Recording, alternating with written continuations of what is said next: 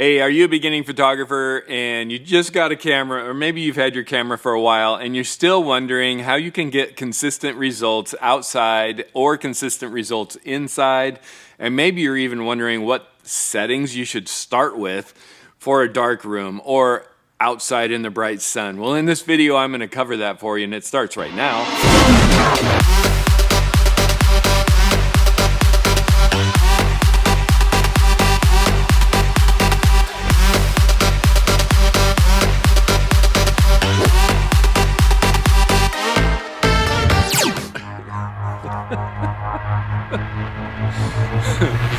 Darth. Oh my gosh. The man of Star Wars, yes. Hey, have you ever walked into a situation and you thought to yourself, you know what, I really want to shoot on manual so that I get predictable results, but I'm going into this dark room and I don't really understand where I should start. I'm going to give you that information right now in this video, and we're going to start with the dark room first, and then we're going to start with outside in a bright sunny day. First thing I want to mention is that I think you should shoot on manual, and the reason for that is because when you start out in priority mode, you're going to spend more time trying to figure out what your camera's doing than if you start out in manual. Once you understand the flow of light and how much light is getting to your sensor and what that light looks like as far as the quality and the amount, you will have a better understanding about why your camera is doing what it's doing, and then if you want to, you can switch over to priority modes. But at the very beginning, I would say stay in manual, get those consistent results, and then use your priority modes later when you understand what your camera's doing. If you want more information on that, I take a deep dive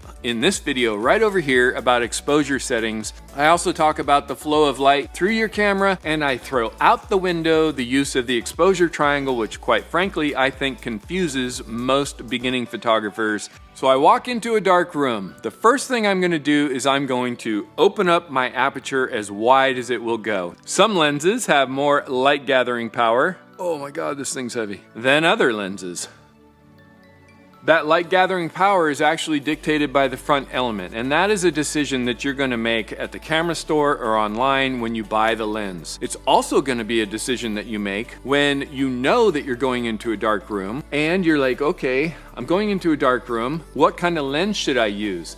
Should I use a lens that's really slow and has almost no light gathering power? Or should I use a lens that's faster and has better light gathering power? First decision is yes, use the lens that has the better light gathering power and that is faster. And if you don't understand what I mean by that, what I mean is your f-stop on your lens, the widest aperture that you can get with that lens, is going to dictate the light gathering power of your lens. So an f1.8 or an f2.8 is going to be much faster than something like this at f4.5. This thing, super slow. This thing, reasonably fast. So that's the first decision that you're going to make when you think about going into a dark room. One of the things that I encourage beginning photographers to do is think about the scene before you actually go into the scene and before you've ever pressed the shutter button. Think about, oh, I'm going to be in a dark room. How much light gathering power do I need? What kind of lens do I need? The next thing you're going to think about is your aperture. I encourage you to open your aperture all the way up so that you gather as much light as possible. The offsetting part of that is that you're going to lose some of your depth of field. It's going to become more shallow. That's okay to start with because a lot of these cameras have really good autofocus systems, and focus is not as big an issue as it used to be. Once you get your aperture all the way open and you get an idea of how much light you have to work with, then you can do what's called stopping down, where you close your aperture just a little bit so that you get a little bit more depth of field and a little bit more focus error. Like you can have it be slightly out of focus, and because your depth of field is wider, you actually are in focus. Hopefully that makes sense, but start with your aperture wide open, gather as much light as you possibly can. The next thing you're going to do is you're going to set your shutter speed on whatever is the lowest shutter speed that you can handhold your camera. Usually that's about 1/60th to 1/100th of a second for most people that are hand holding the camera. Some people get a little bit lower than that, but frankly, if your subject's moving at all or you have any camera shake at all, you're going to end up with a blurry image. Keep in mind that when you look at the back of your LCD screen, it might not look blurry, so make sure that you use the zoom feature and zoom directly in so that you can see whether it's blurry or not. So your LCD screen is going to give you the best indication of what your light is going to be like and what your photograph is going to be like. I tell people, forget about your light meter. If you want to meter a scene real quick just to get an idea, fine, but go ahead, take a picture and look at it and say, oh, okay, I'm a little bit dark. I need to change some of my creative settings. If you're maxed out, your aperture is all the way open, your shutter speed's sitting at 1/60th and people are still moving, so you're a little bit worried they're gonna be blurry, then go ahead and raise your ISO. And rather than using your priority mode of setting your ISO on automatic, know what your camera range is so that you know where that ceiling is and the max that you can set it before you start getting noise. If you put it on ISO automatic, what'll happen is your camera is probably going to go to that max range really fast, trying to compensate for the low light situation in that room. You might get home, put all your images on the computer, and all of a sudden you go, oh no, everything I shot is full of noise. They're totally ruined images. I thought that ISO automatic was going to do better than that. Don't put it on ISO automatic. This is one of the reasons that I suggest that you learn what your camera's doing first before you use any of the automatic settings. Learn what your range is, where the bottom and the ceiling is, and that way you can go to the ceiling knowing that, oh, I'm just introducing a little bit of noise, and I can raise my shutter to 1/200th of a second now so that I don't have any blurriness in here. If people are moving in the room, you need to know that 1/100th of a second is not likely going to freeze any motion. Let's say you're in a dark environment and there's actually people moving, like dancing or doing something along those lines. You're going to need to be at about 1/250th of a second in order to get even close to freezing some of that motion. So that's what I suggest when you walk into a dark room. Open your aperture up all the way, the max that your lens will allow. Take your shutter speed down to 1/60th or 1/100th of a second. Go ahead and take a picture. Take a look at your LCD screen.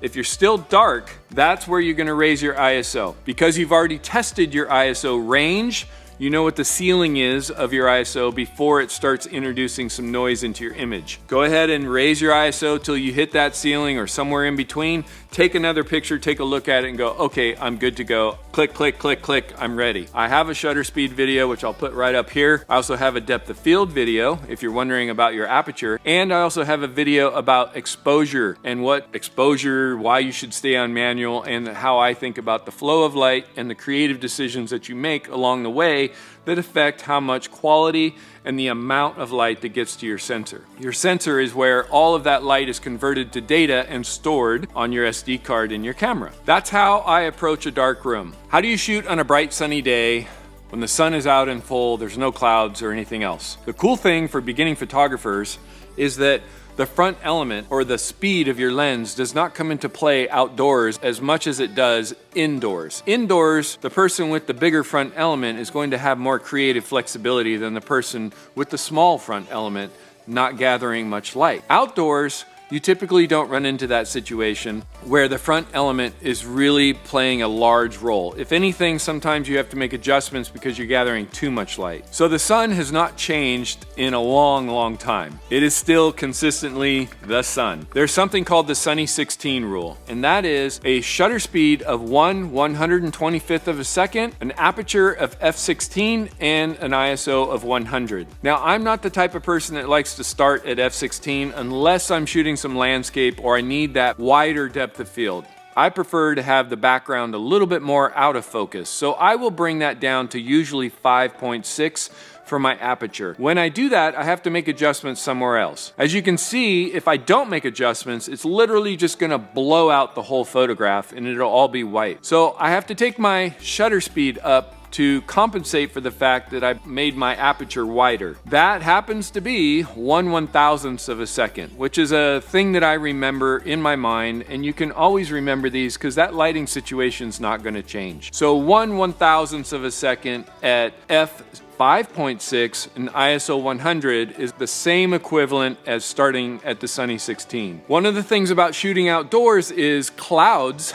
tend to change your lighting situation quite a bit. Shade also changes your lighting situation quite a bit. So you're going to want to do the same thing that you did when you're indoors. Go ahead and take a quick picture, take a look at it and go, oh, yep, I'm good to go, or nope, I need to take out a little bit more light, let's increase my shutter speed. A trick that you can use when you're outdoors is to get a general meter, and this is the only time I really use my meter at all, and sometimes I don't even do this. Start with the shaded side of somebody. If you're shooting outdoors, you always want to put your subject with their back to the sun. What that does is it puts their face in shadow. That keeps them from squinting really hard because they're facing into the sun. It also keeps the harsh shadows off of their face. The best lighting situation outdoors is to have a bunch of nice light around you, but you are in the shade. So that's how I approach the outdoor lighting situation. Hey, well, I hope you found this video helpful for starting with your settings indoors or starting with your settings outdoors. And then of course you're gonna take a picture, you're gonna look at your LCD screen, you're gonna quickly make adjustments. I highly recommend that you do not use priority modes when you're indoors or outdoors until you understand what your camera is doing. Darth thanks you, I thank you, hit the like button, do the subscription thing, bell notifications, and until I see you on the next video, keep it simple, expose well indoors and out. Which has you setting your shutter speed at 1 to 1 at 1 to 1. I can't say it. Do the Darth. Hey, do not mess with the Darth.